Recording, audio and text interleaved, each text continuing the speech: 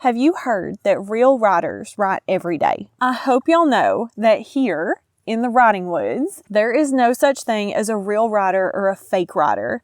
And there's definitely no rule about what you have to do to earn the title of writer. So today I want to talk about why the advice of writing every day can be so harmful. We're going to talk about what it actually looks like if you are writing too much or too little, and how to determine how often you should be writing, not because someone assigned you the frequency, but because it's the right thing for your work and your life. Welcome to the Writing Woods. It is a beautiful fall evening. You can see the leaves are turning. I've got a warm cup of fig tea, and it is a great evening to be outside. Take a deep breath with me. You've made it to the Writing Woods. Here there is no stress, no distractions. We're here talking about writing. All right, let's talk about this belief that real writers write every day. First of all, I don't care what the advice is. If it starts with the words, real writers do this, I don't like it. Real writers write. Full stop, end of story, that's it. So if you believe that you have to follow some prescriptive advice in order to be considered a real writer, you're looking at guilt, shame, and burnout. Ask me how I know. Y'all, I'm the queen of pushing, overworking, just one more chapter. I'm a pedal to the metal kind of person. I get excited about something and I want to dig all the way in. And I'm great at that for a while. And then I'll hit a wall and hit it hard. And when you start looking at those patterns and thinking about, okay, was that period of pushing through, was it really worth it? Did I get more out of it than if I had backed up and taken a sustainable pace? And I'm finding that usually the answer is no. So that's something that I'm personally working on getting better with. I'd say there's many of us out there.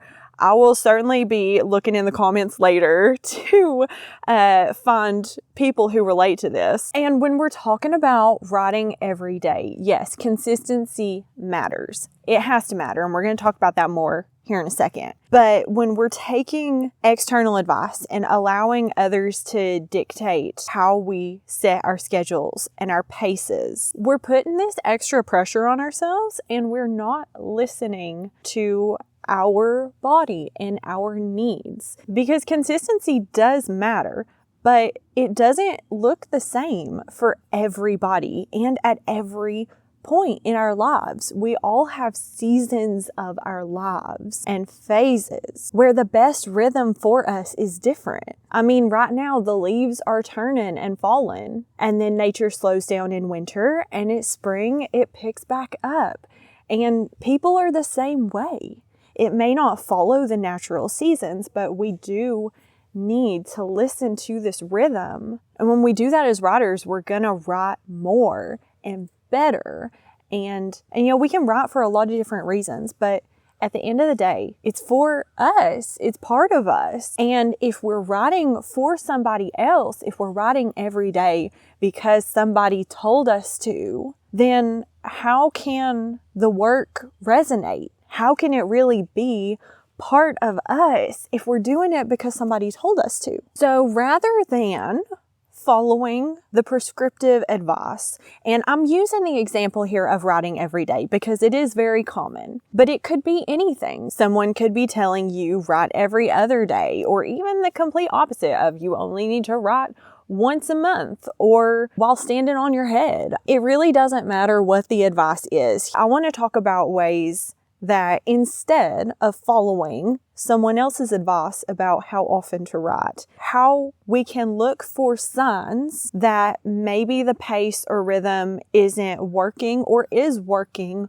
with us. So we're going to talk about how to identify that our writing frequency is too much or too little. First of all, writing too little, writing too infrequently. It's a problem because when we do that, we're losing the connection with our story. And I know we've all had that experience where we sit down to write and maybe we don't even remember what was going on, or we just don't feel connected to the story or to the protagonist. When we're not writing frequently enough, we lose that connection to the story, and we have to spend time at the beginning of our writing sessions. No, sorry, buddy, you can't have that.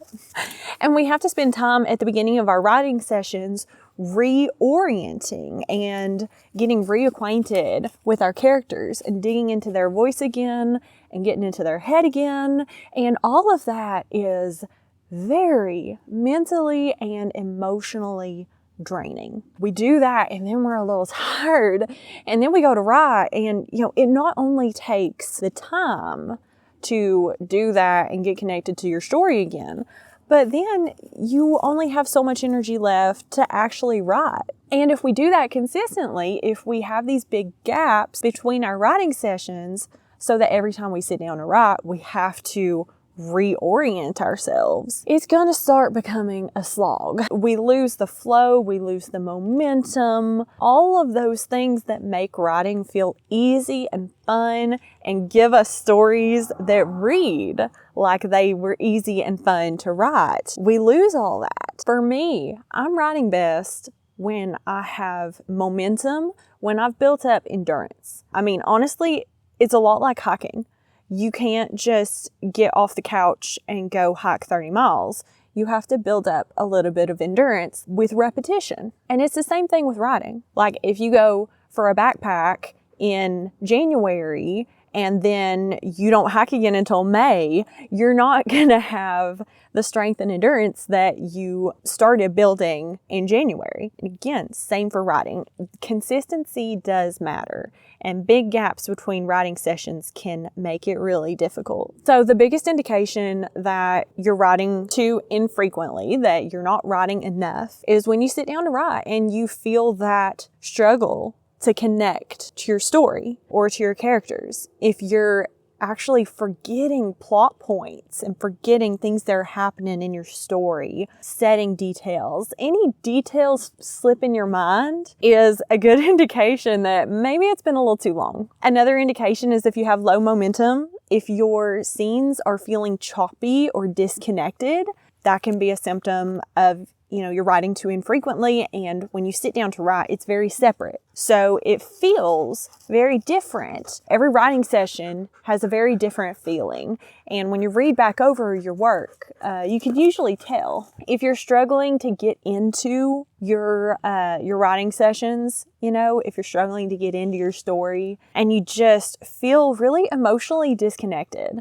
from your story, from your characters. If you notice that, stop and have a look at your writing schedule. Are you writing as much as you normally do? Could you write more frequently? I don't know if you can see my dog at all in frame. He is standing right beside the camera. Okay, we've acquired a somewhat calm husky here, so we're gonna continue on. On the flip side, writing too much, too frequently, can also really interfere with your ability to write well and just your ability to write in general. If you're overwriting, it's really likely that you're going to be looking at fatigue and shallow ideas. Writing too frequently, it really is just a recipe for burnout. I mean, think about when you sit down to write and you are just exhausted. And maybe it's from writing too much, or maybe it's from other aspects of your life that are just draining you mentally and or emotionally. And you just can't write deep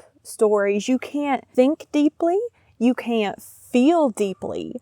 And writing requires both. It really is the law of diminishing returns. Writing more frequently does not necessarily equate to writing more. And it definitely doesn't equate to writing better. Setting a hard writing frequency that does not take into account your life and your rhythms and your fluctuating energy levels is just a recipe for burnout. Feeling like you have to write every day, and especially feeling like you have to write every day, otherwise you're not a real writer, is just setting yourself up for failure. Because if you miss a day, then all of a sudden you're feeling guilty. So if you feel like you have to write every day, like your identity and your value is on the line, then you're writing from a place of pressure and fear. That's not going to result in work that you're proud of, that you feel represents you, and that's authentic to you and your voice and the stories that you want to tell. It's not conducive to creativity, and it will lead to burnout. And to be clear, I'm not saying that writing every day will lead to burnout. I'm saying that if you're doing it because you feel like you have to, and not because it is truly right for your rhythm, for what you need. All right, symptoms of